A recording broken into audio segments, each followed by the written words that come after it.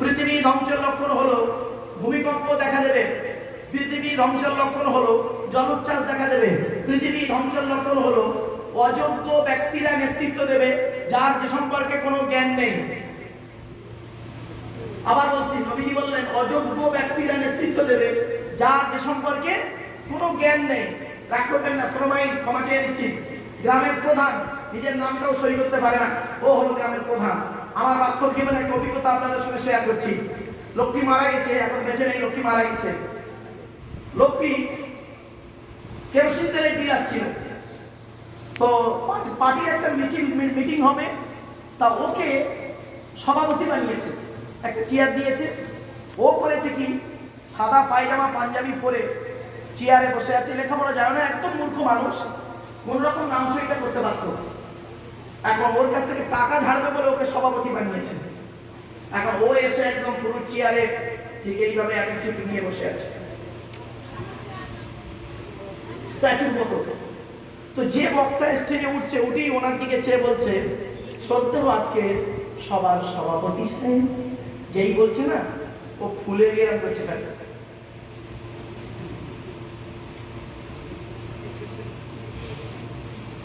প্রত্যেকবারই যত, এখন সকলের বক্তব্য শেষ, এখন মানে ওরিয়েন্টের মধ্য থেকে, শ্রোতাদের মধ্য থেকে একজন বলছে, সকলে তো বক্তব্য দিলেন, সভাপতিকে কিছু বলতে বলুন।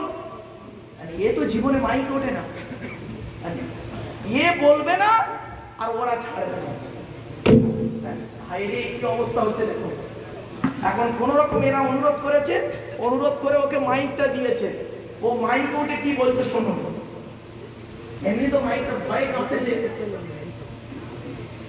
আপনারা আমাকে সভাপতি বানিয়েছেন, এজন্য আমি গর্ভবতী। এই গর্ভবতী মানে কি মেনে বাচ্চা? তখন পাশ থেকে একজন বলছে গর্বিত, গর্বিত, তখন বলছে গর্ভবতী, গর্বিত। বাবা, মূর্খ মানুষকে নেতা বানালে এমনই হবে। প্রফেট মুহাম্মদ সাল্লাল্লাহু আলাইহি ওয়াসাল্লাম আজ থেকে ১৫০০ বছর আগে বলে গেছেন, কথা ঠিক।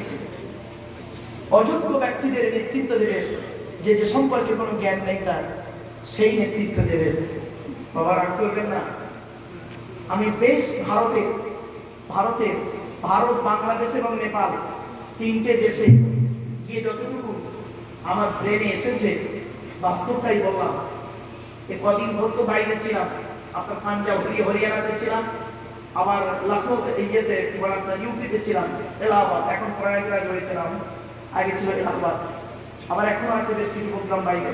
वहाँ तो उर्दू जबान चलती है, हिंदी से बात करना चाहिए वहाँ, यहाँ बंगाली जबान बंगाली बात करना चाहता हूँ, तो इसीलिए हम यहाँ बांग्ला से तकरीर, बांग्ला में बांग्ला जबान से तकरीर कर रहा हूँ।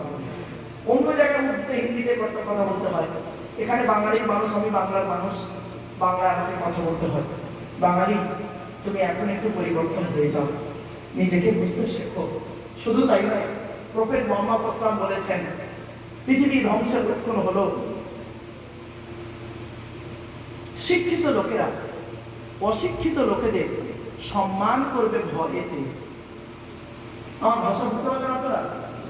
আবার বলছি, নবী মুহাম্মদ সাল্লাল্লাহু আলাইহি ওয়াসাল্লাম বলেছেন, শিক্ষিত লোকেরা অশিক্ষিত লোকেদের সম্মান করবে ভয়েতে। একজন কলেজের একজন প্রফেসর, জমি জায়গা নিয়ে একটু ঝামেলা হয়েছে, সেই প্রফেসরের বিচার করছে কি জানেন? পঞ্চায়েতের একজন সদস্য মদ খেয়ে চেয়ারে বসে বিচার করছে, আর প্রফেসর ওকে বলছে, স্যার আমার জমিটা ওদের সঙ্গে ঝামেলা চলছে স্যার।